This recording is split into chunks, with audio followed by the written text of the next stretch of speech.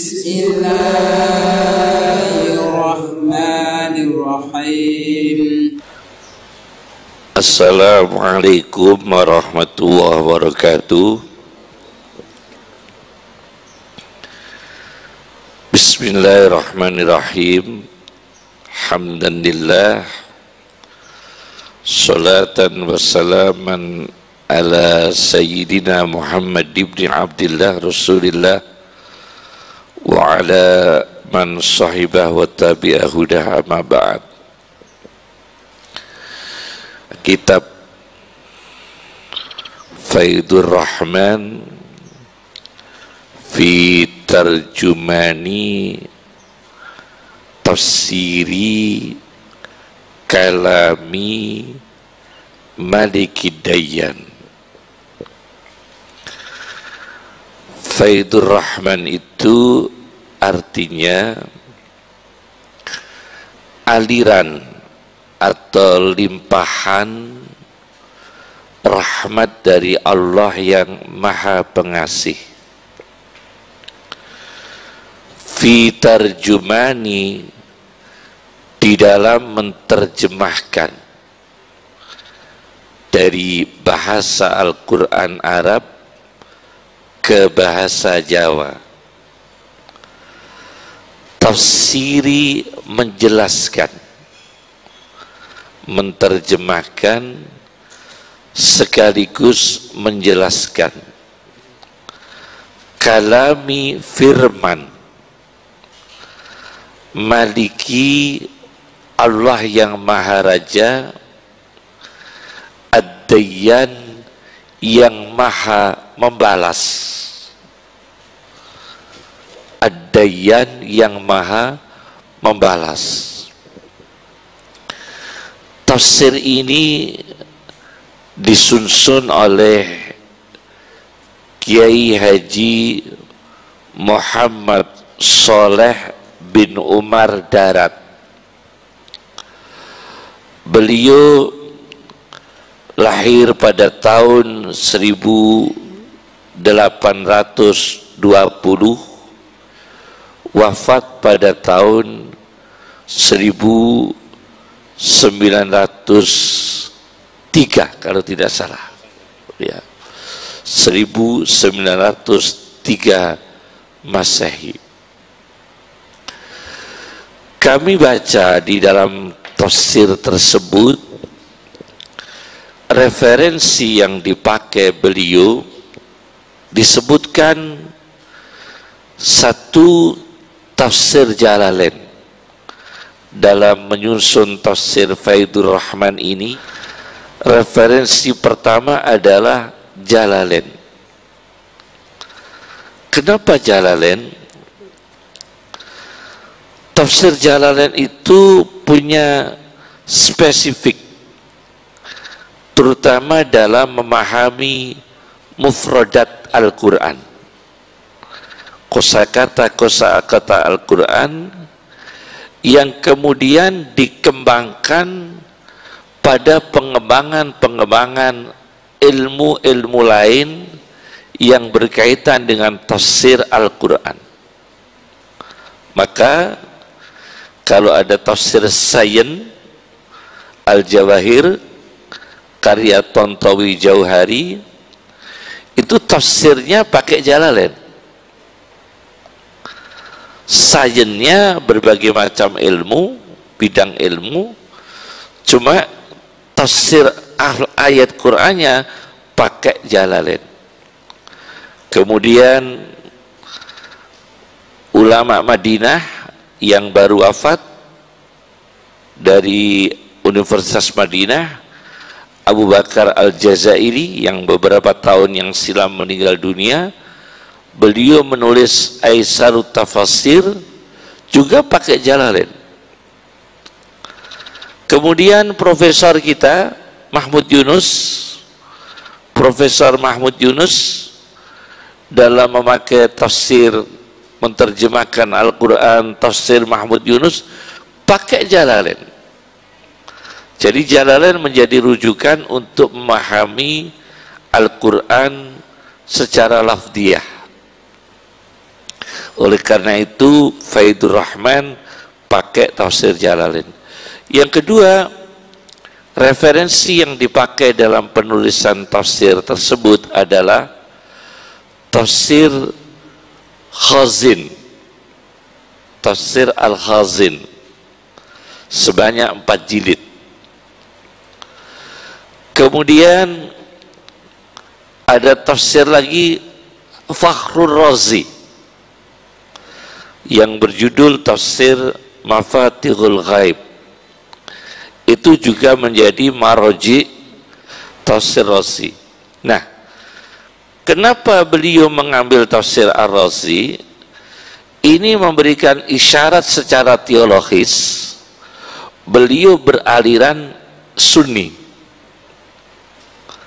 karena referensi yang dipakai dalam tafsir Mafaidur Rahman ini dari tafsir Ar-Razi, menunjukkan bahwa tafsir Faidur Rahman ini berhaluan Sunni, bukan Mu'tazilah secara teologis, bukan Jabariyah, bukan Syiah, bukan yang lain, tetapi Sunni.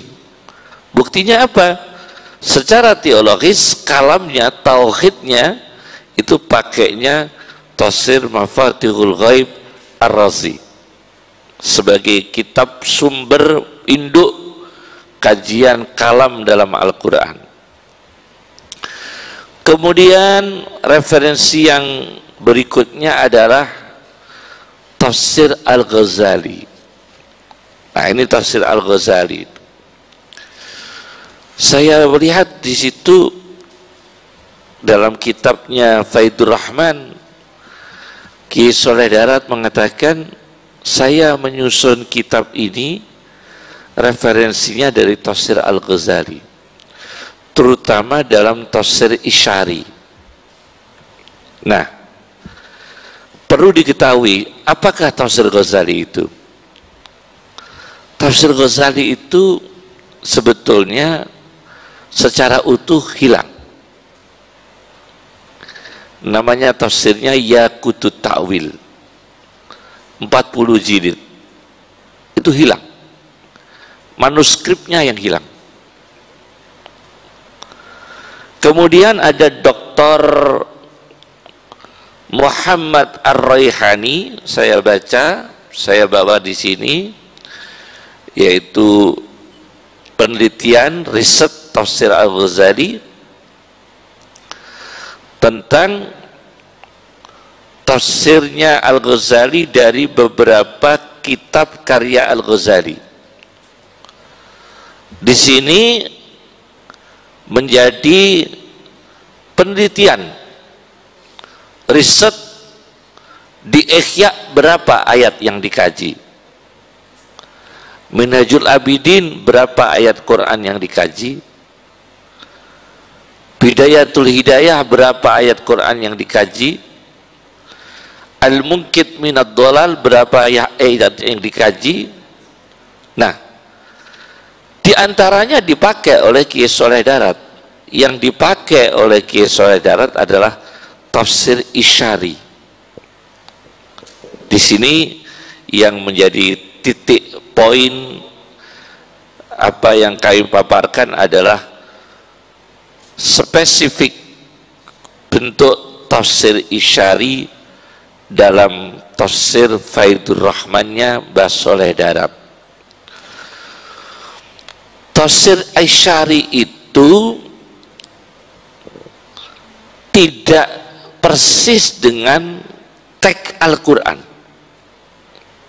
Jadi misalnya teks Al-Quran itu seperti dalam tafsir Mbah Soleh Darat, Inna waha ya'murukum an tazbahu baqarah. Sesungguhnya Allah memerintahkan kamu sekalian menyembelih sapi. Di situ Mbah Soleh Darat tafsir Isyarinya adalah menyembelih hawa nafsu, keluar dari teks aslinya. Kalau makna aslinya menyembelih apa? Sapi, sapi betina. Tapi Basri Darat memberikan tafsir isyarat, menyembelih hawa nafsu. Ini tafsir isyari. Kemudian ada beberapa yang kami kumpulkan tafsir isyari beliau, di antaranya di ayat 19 surat Baqarah. Tafsir isyari di dalam tafsir Faidur Rahman. Di situ dijelaskan bahwa salikin, orang-orang yang berjalan menuju Allah, berjalan tariqah tasawuf, mencari ma'rifat kepada Allah, itu dengan berzikir, tirakat, puasa. Apa yang mereka dapatkan? Kasoyibin, hujan yang lebat. Soyib itu hujan lebat. Tapi Basri Darat mengatakan hujan ilmu, hujan iman, hujan hikmah. Ini namanya tafsir apa? Isyari, yaitu dengan hujan iman, hujan ilmu, hujan hikmah. Orang yang menuju jalan menuju Allah akan mendapatkan hujan ilmu, hujan iman, hujan hikmah. Kemudian fihi dulumatun, di dalamnya ada kegelapan. Apa yang dimaksud kegelapan? Dalam tafsir isyarinya Faidur Rahman adalah rintangan-rintangan menuju Allah. Itu kegelapan. Ada orang ahli Quran tapi pamer. Nah, pamer ini rintangan, kegelapan. Udah ada orang berjalan menuju Allah dengan bersedekah, tapi sayangnya rezekinya itu haram. Ada orang. Maka ada pertanyaan ke kami, membuat masjid dengan kayu curian dengan membuat tempat karaoke dengan kayu halal, mana yang baik? Kan jelek semua. Membuat masjid dengan kayu curian, membuat tempat karaoke, tempat maksiat dengan kayu yang halal, sama-sama dosa. Rintangan menuju Allah itu ada rintangan. Bahkan ulama punya rintangan menuju Allah itu. Apa? Keikhlasan dan egoistik. Ulama mudah untuk egois. Tidak semua ulama, karena punya ilmu. Dalam psikologi, di salah satu ilmu psikologi, orang yang berilmu itu sekali gelo, tahu gelo ya, sakit hati lebih lama daripada orang bodoh. Orang bodoh itu cepat memaafkan karena dia disinggung tidak terasa. Tapi kalau orang berilmu terasa, punya harga diri. Ulama disinggung terasa, profesor disinggung terasa, dokter disinggung terasa, kiai disinggung terasa, karena punya harga diri. Nah, ini menjadi awarid, kegelapan-kegelapannya orang menuju Allah. Orang ibadah itu sangat terasa kalau dikatakan dia pemalas. Lain kalau orang pemalas dikatakan orang itu pemalas, dikatakan orang itu rajin, senang. Tapi kalau orang pemalas dikatakan pemalas, menyadari. Tapi kalau orang yang bersungguh-sungguh menuju jalan Allah dikatakan pemalas, tersinggung. Itu ketersinggungan ini merupakan kegelapan. ketika dia berjalan menuju Allah. Itu isyaratnya dari kitabnya Mbah Soleh Darat, namanya Kegelapan, Jalan Menuju Allah. Kemudian ada petirnya, wa ra'dun, di ayat 19 surat Al-Baqarah ada ra'dun. Ra'dun itu petir. Petir yang dimaksudkan di sini adalah merasakan wibawanya Allah. Petir. Masya Allah, orang yang terasa wibawanya Allah itu mencuri takut. Saya ada cerita ini untuk mahasiswa itu. Di Al-Azhar itu ada mahasiswa namanya Al-Hilali. Siapa? Al-Hilali. Ini mahasiswa Al-Azhar. Dia itu lapar, kiriman uangnya habis karena mahasiswa, uangnya habis, lapar. Suatu ketika dia ingin mencuri makanan di tetangga kos. Dia turun dari tempat kos, masuk di rumahnya orang, membuka dari pintu dapur, mau mencuri makanan karena lapar. Mahasiswa Al-Azhar Mesir, namanya Al-Hilali. Begitu dibuka, dapurnya dibuka, tempat makanan dibuka, ada makanan terong, sayur terong. Orang lapar tahu sayur terong kan enak sekali itu. Begitu mau mengambil, ingat kepada Allah, terasa ketakutan kepada Allah, petir yang menyambar. Itu yang digambarkan oleh Mbah Soleh Darat, bagikan petir yang menyambar. Begitu mau mencuri, dia ingat, oh ini dosa, oh ini haram. Akhirnya dia mengurungkan niatnya, membatalkan niatnya. Dia akhirnya kembali ke tempat kos-kosan. Nah, begitu kembali ke tempat kos-kosan, tidak lama kemudian mahasiswa ini diketok pintu oleh Profesor Al-Azhar. Assalamualaikum. Diketok pintu. Assalamualaikum. Oh, Profesor. Ada apa, Profesor? Al-Hilali, saya ini gurumu, saya ini guru besarmu. Kamu mau nggak saya jodohkan dengan seorang perempuan? Tapi saya nggak kenal Kiai. Manut pada saya, nurut. Saya pilihkan yang terbaik. Oh ya, akhirnya mau. Nggak kenal sama sekali, nggak kenalan. Siapa nama putrinya Kiai? Nggak ditanyakan begitu. Siapa nama orang tuanya? Pokoknya orang tuanya siap, walinya siap, saksinya siap, nikah dengan sah.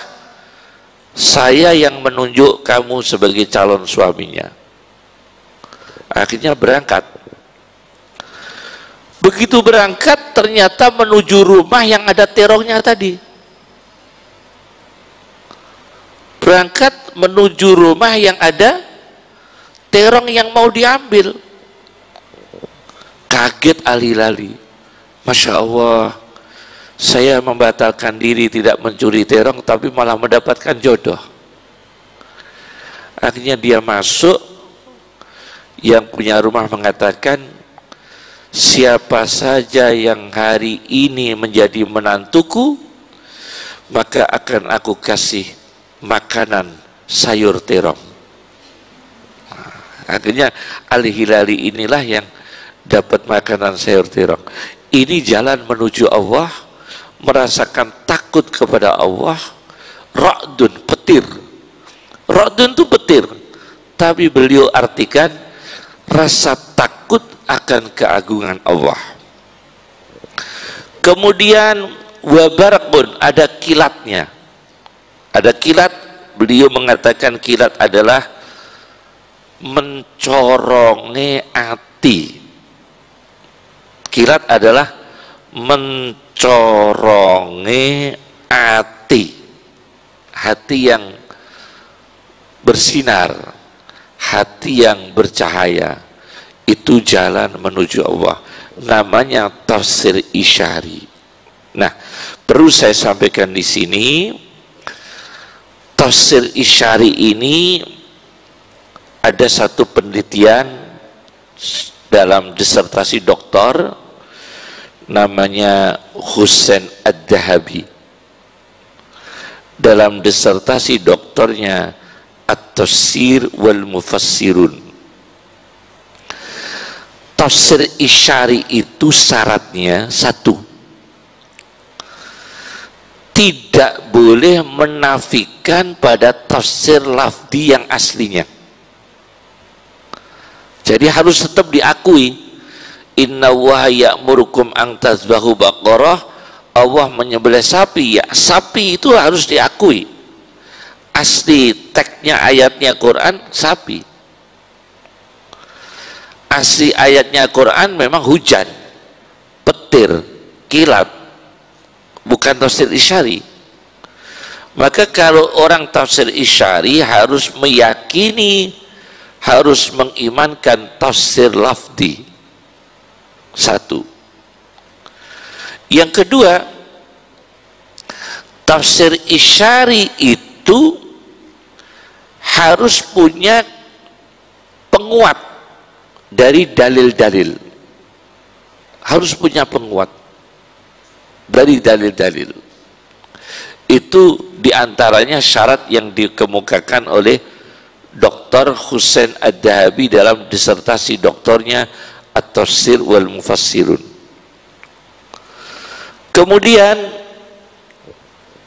di dalam apa itu penelitiannya Dr. Ar-Rayhani mengatakan munculnya tafsir isyari, saya bacakan di sini dalam satu penelitiannya dalam tafsir Al-Imam Al-Ghazali, beliau mengatakan kam mim ma'anin daqiqah, banyak sekali makna-makna lembut dalam Al-Quran, min asraril Quran, dari rahasia-rahasia Al-Quran, takhturu ala qalbil mutajarridin lidzikri, terlintas, muncul pada hatinya orang-orang yang memfokuskan berzikir, wal fikri, dan berfikir.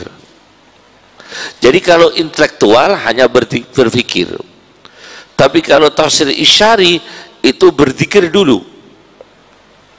Jadi Soleh Darat itu bukan hanya intelektual. Intelektual dia berfikir, tafsir biasa.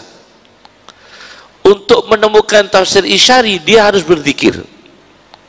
Karena tafsir isyari itu muncul ala qalbil mutajarridin lidzikri wal fikri, pada hatinya orang yang memfokuskan diri pada zikir dan fikir. Tahlu anha kutubut tafasir, yang tidak ada dalam kitab-kitab tafsir pada umumnya. Itu munculnya tafsir isyari. Dan alhamdulillah Soleh Darat ini rupanya tidak diikuti oleh ulama-ulama pesantren pada umumnya, karena ulama-ulama pesantren pada umumnya tidak memberikan kurikulum tafsir isyari.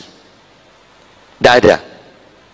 Hampir semua pondok pesantren di Indonesia tidak mengajarkan tafsir isyari, karena takut nanti ada kesalahan masuk pada tafsir filsafat yang dikhawatirkan oleh beliau-beliau, nanti bukan tafsir isyari malah terjerumus pada filsafat yang kadang-kadang bertentangan dengan Al-Quran itu sendiri. Oleh karena itu tafsir Isyari tidak populer di pondok pesantren, tidak diajarkan sama sekali. Kurikulumnya di pondok pesantren tidak diajarkan tafsir Isyari. Tapi Mbah Sholeh Darat meninggalkan Faidur Rahman kepada kita ini penuh dengan tafsir Isyari, penuh sekali saya baca. Tapi saya pernah ketemu sama cucu beliau bahwa manuskrip yang lengkap itu di Leiden. Manuskripnya tafsirnya Imam Mbah Sholeh Darat itu yang isunya adalah sebagai kado perkawinan Ibu Kartini. Isunya kan begitu ya. Ada rumor ya, ada rumor kado perkawinan Ibu Kartini ya, tafsir ini. Jadi Mbah Sholeh Darat itu berzikir dan berpikir. Kemudian muncul tafsir Isyari. Nah, yang menarik, saya juga tidak paham apa maksud beliau ketika beliau menafsirkan inna sapi itu, beliau mengatakan hawa nafsu. Tetapi ketika beliau menafsirkan ayat tentang Fir'aun di dalam tafsir Faidur Rahman, saya baca di halaman 2 di Faidur Rahman halaman 2, tafsir Isyari, izhab ila fir'auna innahu tagha. Maknane rupane Fir'aun iku hawa nafsu. Jadi Fir'aun diartikan hawa nafsu. Mengkono iku mongko mengkono iku ora wenang. Tafsir ini tidak boleh. Tidak boleh Fir'aun diartikan hawa nafsu. Fir'aun ya Fir'aun. Tapi tafsir Isyarinya Ibnu Arabi, tokoh sufi yang sangat terkenal dari Spanyol, tafsir Isyarinya Ibnu Arabi, saya baca Fir'aun itu nafsul amarah. Ternyata Kiai Sholeh Darat ini tidak memakai pemikiran Ibnu Arabi dalam menjelaskan tafsir Isyari tentang Fir'aun. Sosok Fir'aun diartikan Fir'aun ya Fir'aun yang sesungguhnya, juga tafsir Isyarinya adalah hawa nafsu. Itu Kiai Sholeh Darat mengatakan tidak boleh. Tapi Ibnu Arabi mengatakan boleh ditafsirkan begitu, nafsul amarah. Jadi ada perbedaan. Oleh karena itu tafsir Isyari ini perlu kita kaji, insya Allah.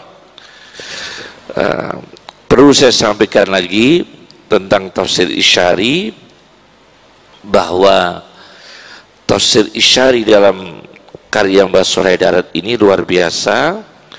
Dan ada lagi tentang sapi sudah, tentang Fir'aun sudah, dan ada yang perlu saya sampaikan bahwa Imam Ghazali di dalam Ihya-nya Ulumuddin mengatakan hadis Nabi SAW, ya, bacalah Al-Quran dan carilah ilmu-ilmu yang asing dari Al-Quran. Iqra'ul Quran waltamisu gharaibahu. Imam Ghazali, bacalah Al-Quran, iqra'ul Quran, bacalah Al-Quran, waltamisu gharaibahu, dan carilah kelangkaan-kelangkaan dari Al-Quran. Kata Al-Ghazali, Rasulullah itu pernah membaca basmalah 20 kali, diulang-ulang. Ini kalau tafsir tekstual tentu selesai sepersatu kali. Kalau Rasulullah ingin mempelajarinya tekstualnya saja, Bismillahirrahmanirrahim, cukup dengan arti, dengan menyebut nama Allah yang Maha Pengasih, Maha Penyayang. Tapi kata Al-Ghazali di dalam kitab Ihya Ulumuddinnya, kenapa Bismillahirrahmanirrahim itu pernah diulangi oleh baginda Nabi 20 kali? Berarti ada ilmu yang tambah di luar tekstualnya. Ada ilmu lagi, tambah ilmu. Rabbi zidni ilma, penambahan ilmu dari baca yang satu, baca yang kedua. Fudail bin Iyad itu membaca satu ayat semalam suntuk. Imam Syafi'i mencari dalil ijma' konstitusi ulama. Imam Syafi'i mencari dalil ijma' itu menghatamkan Al-Quran 300 kali. Jadi 300 kali dibaca lagi, dikembangkan lagi. Itu risetnya ulama dulu. Jadi beda sekali dengan kita ya. Jadi risetnya ulama dulu, Imam Syafi'i untuk meriset mencari dalil ijma' itu harus membaca Al-Quran 300 kali. Kalau sekarang kan tidak, semua orang buka fatwa, tanya jawab, buka fatwa, tapi belum tentu kredibel, belum tentu munasib, cocok ya sebagai mufti. Terakhir kami akan menyampaikan spesifik yang kedua adalah tafsirnya Mbah Soleh Darat. Satu dalam sudut, satu adalah ibadah, dua muamalah, ya, tiga akidah. Ya. Dalam sudutnya yang akan saya baca adalah bagaimana tafsir Faidur Rahman. Selesai kita membicarakan tafsir Isyarinya, adalah sudut akidah dulu. Yang kedua adalah sudut ibadah. Yang ketiga adalah muamalah. Dalam akidah, Faidur Rahman di ayat 130 surat Al-Baqarah, saya baca tentang akidah. Wa may yarghabu am millati Ibrahim illa man safiha nafsah. Beliau mengatakan, ora ono, nah ini saya baca ya bahasa Jawanya, ora ono wong kang podo sengit. Sengit itu benci. Ora ono wong kang podo sengit atau benci lan mengo. Mengo itu menjauhi, menghindari saking agamane Nabi Ibrahim. Tidak ada orang yang benci agama Ibrahim, yaitu Islam, illa man safiya nafsah, iku wong angin iku wong bodoh, angin iku wong kang bodoh.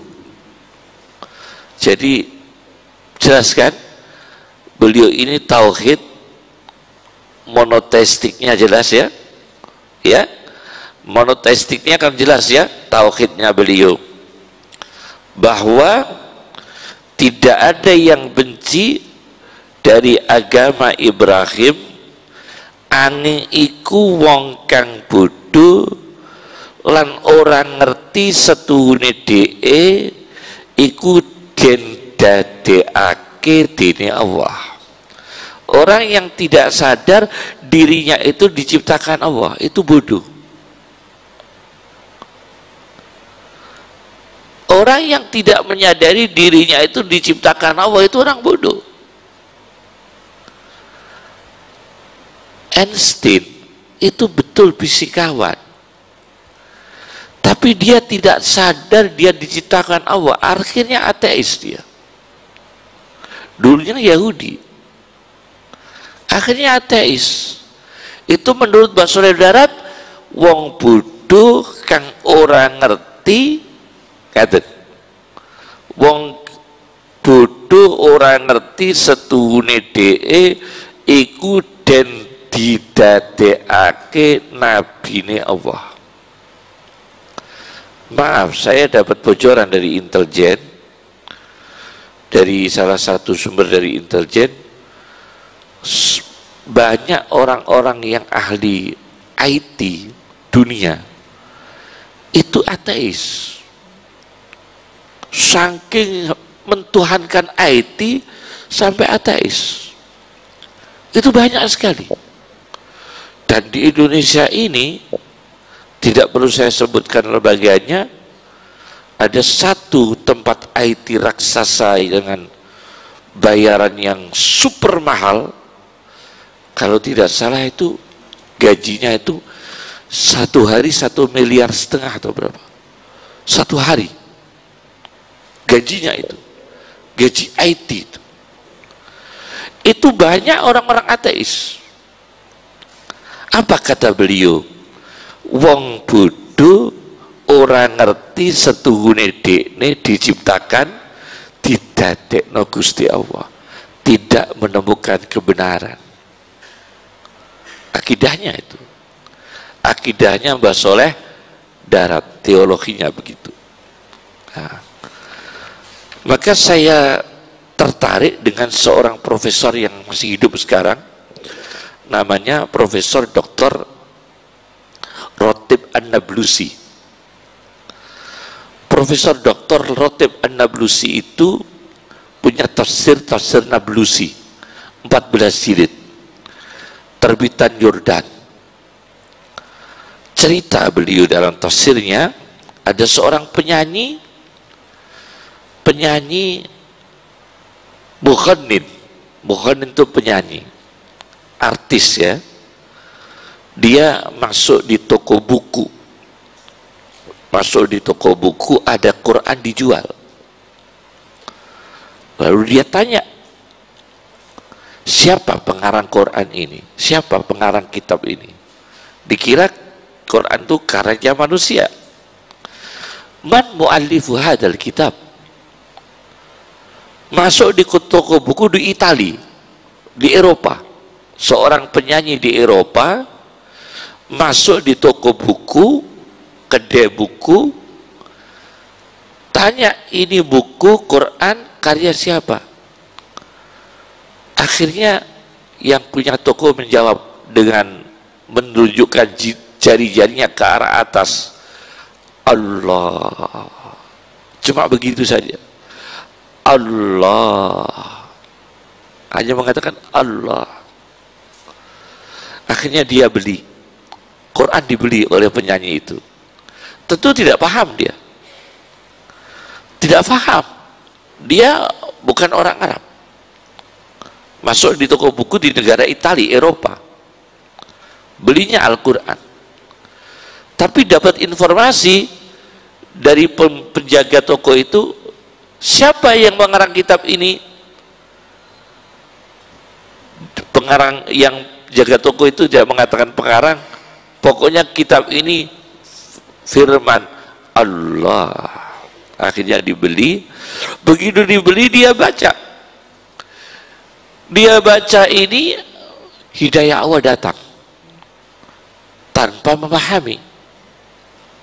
Dia mengatakan, falamma qara'ahu, kata Profesor Dr.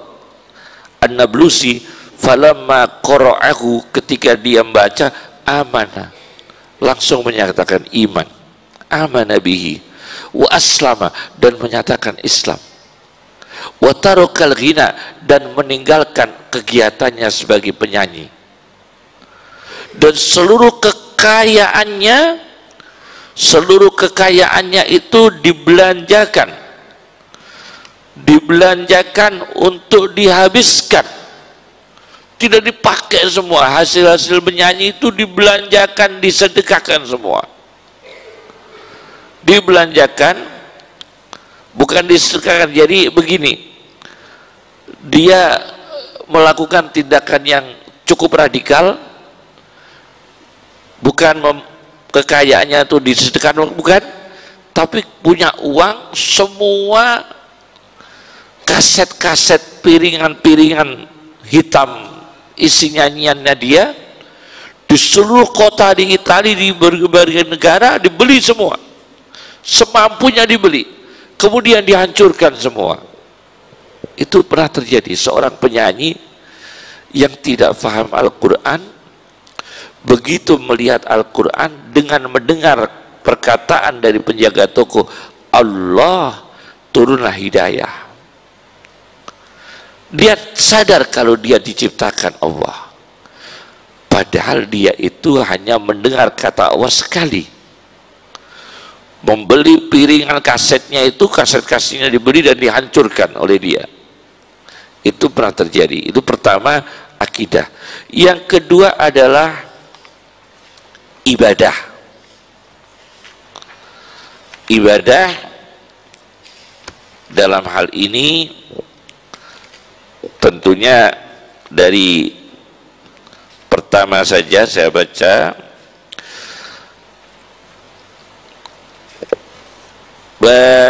Soleh Darat dalam tafsirnya tentang ibadah, makna isyari tentang inna wuha ya'murukum an tadbahu baqarah,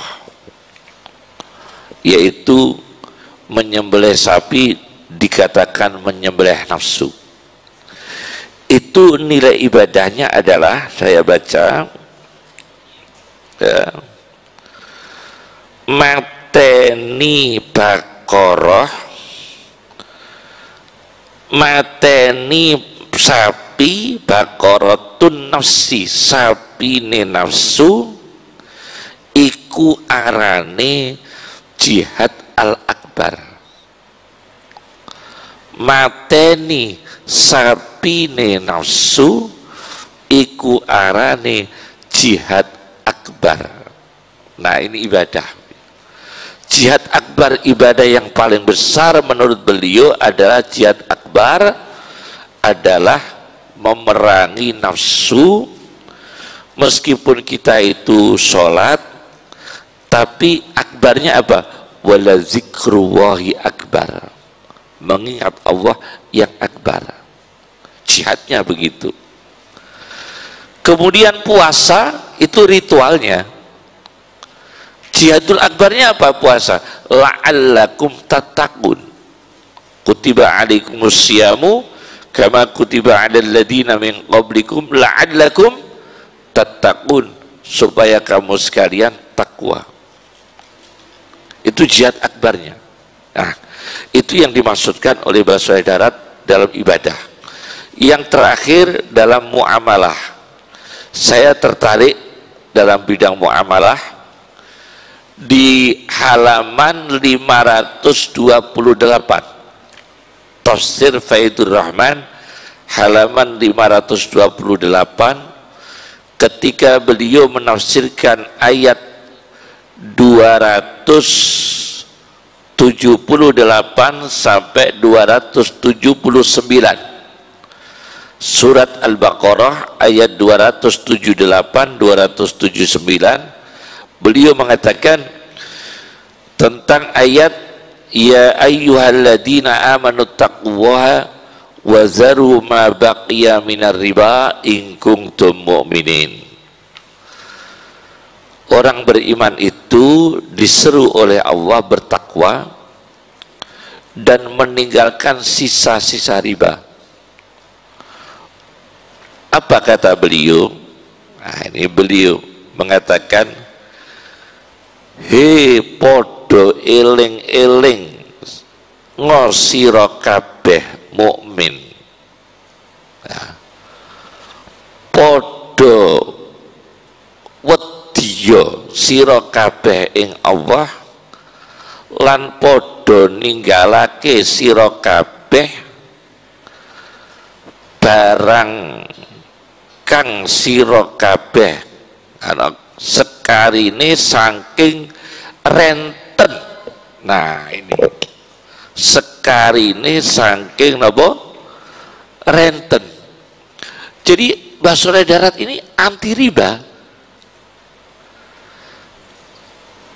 terbaca dalam beliau. Beliau tidak pakai fikih modern. Saya tidak mengatakan tentang ke arah fikih ya, karena ke arah fikih tentu berbeda-beda pendapat tentang bank konvensional, ya kan?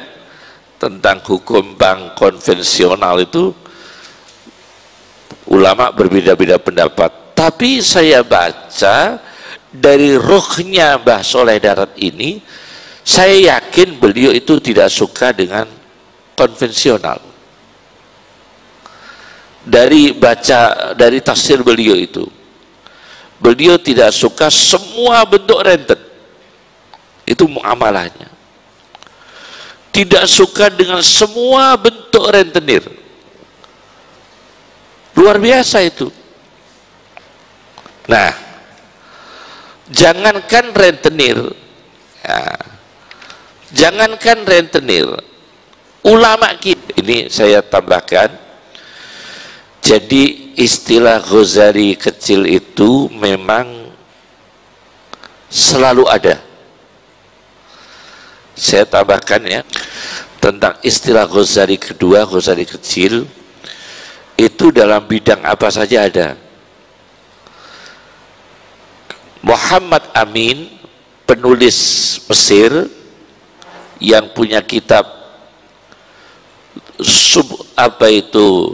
Duhal Islam, Fajrul Islam, ya, Al-Islam, itu karya Muhammad Amin.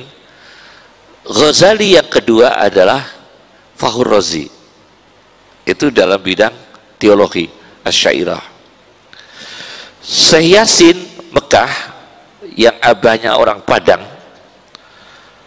Muhammad Yasin bin Isa Al-Fadani, itu menyebut Ghazali Indonesia adalah Kiai Ihsan Jampes, Mbah Ihsan Jampes Kediri. Iya, Sirajut Thalibin, yang punya kitab Sirajut Thalibin. Itu Ghazali kecilnya Indonesia.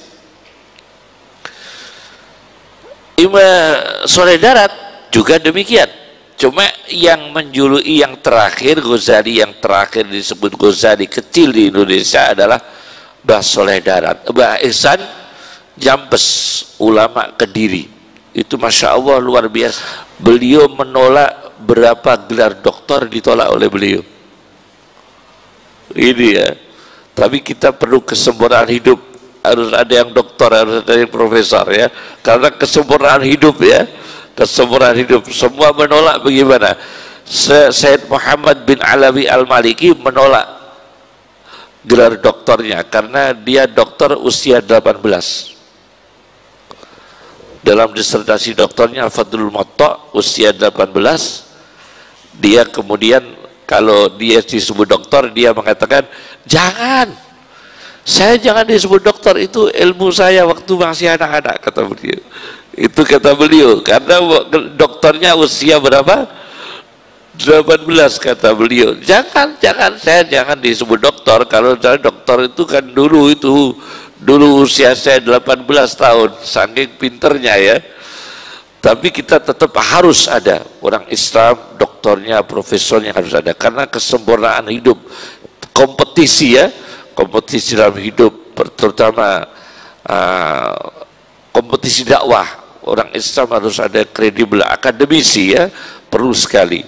Nah, saya baca di dalam syarahnya Sirajut Thalibin karya Mbah Ihsan Jampes, jangankan rentenir, Mbah Soleh Darat itu sangat anti rentenir. Dalam tafsirnya Faidur Rahman fi tarjumani tafsiri kalami Malikid Dayyan, jangankan rentenir, kata Kiai Ihsan Jampes di dalam kitab Sirajut Thalibin, Imam Haris Al-Muhasibi itu saja pernah dikasih suguhan oleh Junaid Al-Baghdadi. Syekh Junaid Al-Baghdadi memberi suguhan makanan, dibuang oleh beliau. tanpa sepengetahuan Mbah Junaid, Syekh Junaid yang memberi suguhan, yang tamunya itu Haris Al-Muhasibi. Diambil makanan itu tapi dibuang di jalan. Karena apa? Ada syubhatnya, mengandung syubhat. Jadi ulama dulu itu punya deteksi syubhat. Saya punya data-data ulama-ulama dulu yang ahli mendeteksi barang haram. Nah, sekarang ini sulit tuh kita cari ulama yang pintar mendeteksi barang haram. Karena kadang-kadang dia sendiri yang menciptakan barang haram. Ini kita bingung sekarang. Kalau ulama dulu masih banyak, insya Allah masih banyak, sekarang pun masih banyak insya Allah. Tapi siapa yang punya alat deteksi? Kalau di Mesir ada, di Mesir namanya Abul Uyun, itu punya jari-jari, itu kalau didekatkan uang haram, itu keluar air mancurnya, jari-jarinya itu, cerit keluar percikan air mancur. Kalau uangnya halal, tidak keluar air mancurnya dari jari-jari itu. Hebat itu orangnya. Gurunya Said Muhammad itu, gurunya Said Muhammad Ibn Alawi Al-Maliki, Profesor Said Muhammad bin Alawi Al-Maliki punya guru namanya Abul Uyun. Itu punya keajaiban jari-jari. Jadi jari-jari ini ditaruh di dekat makanan haram misalnya, itu langsung keluar air mancurnya. Oh, ini haram, ini proposalnya haram nih, langsung keluar percikan. Ini proposalnya ini makruh mughalladah, ini makruh mughalladah, ini haram, ini keluar percikan air mancurnya. Itu punya ulama dulu. Kemudian ada lagi ulama yang begitu mau mengambil barang haram, sarafnya mati. Ada ulama begitu. Saya baca dalam kitabnya Ar-Risalatu Imam Qushairi, Abdul Karim Ibn Hawazin Al-Qushairi, dalam kitabnya Ar-Risalatul Qushairiyah, itu ada ulama kalau mau mengambil barang haram lumpuh, kalau halal nggak lumpuh, kalau haram langsung lumpuh. Loh, sekarang kita kan tidak punya, kita belum tahu kita siapa yang mampu seperti ini. Halal haram nggak lumpuh semua. Kalau ulama dulu banyak data-data ulama dulu yang bisa mendeteksi barang haram, termasuk Haris Al-Muhasibi disuguhi oleh Junaid Al-Baghdadi. Junaid Al-Baghdadi tidak tahu kalau ini makanan syubhat, tapi kalau Haris Al-Muhasibi tahu, dibuang di tengah jalan, di lorong jalan. Apa kata Haris Al-Muhasibi? Junaid, makanan ini mengandung syubhat. Dari mana kamu temukan itu? Betul Kiai, saya sendiri juga tidak tahu. Ini makanan dari acara resepsi perkawinan. Kita tidak tahu yang punya gawe ini halal atau haram, uangnya syubhat atau tidak tahu kita. Nah, Haris Al-Muhasibi tahu makanan itu tidak bisa ditelan, jadi dimasukkan tidak bisa masuk. Oh, ini berarti ini syubhat atau haram. Itu Haris Al-Muhasibi. Kita kan tidak. Saya baca dalam tafsirnya, dalam autobiografinya Abdul Wahab Asy-Sya'rani, autobiografinya itu mengatakan Imam Sya'rani itu tidak pernah dijajakan orang, makan dibayari orang yang orang itu masih punya hutang. Artinya begini, kita ini dibayari orang, bahkan di warung dibayari orang, tapi orang ini masih punya hutang. Itu kan berkewajiban membayar hutang dulu, bukan membayari kita makan. Dia berkewajiban membayar hutang dulu, bukan berkewajiban membayari kita makan. Karena kita makan ini dia membayari sunnah, maksimal sunnah. Dia membayar hutang itu wajib.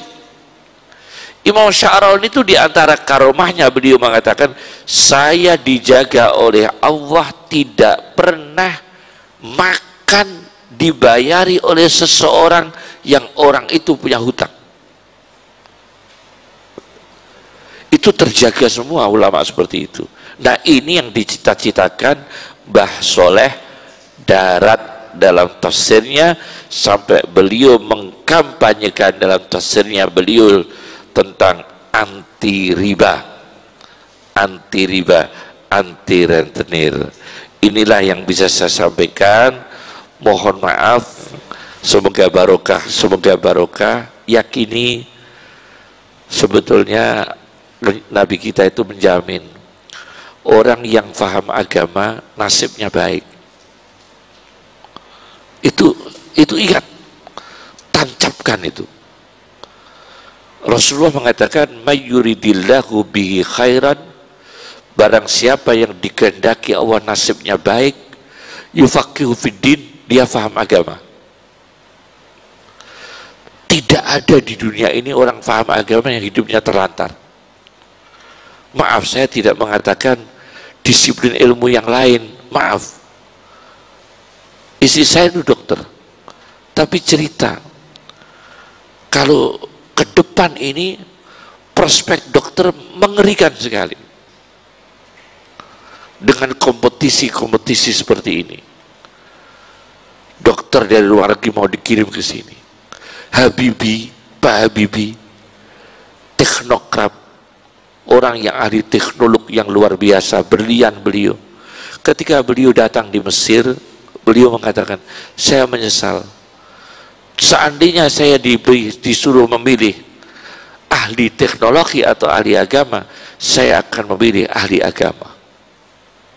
Itu Habibie, karena merasakan mayyuridillahu bihi khairan yufaqihu fiddin. Orang yang diberikan Allah tanda-tanda dia diberikan Allah nasib yang baik, yufaqihu fiddin, akan dijadikan orang ini faham agama. Ini moto yang perlu kita tanamkan. Cukup dari kami. Assalamualaikum warahmatullahi wabarakatuh.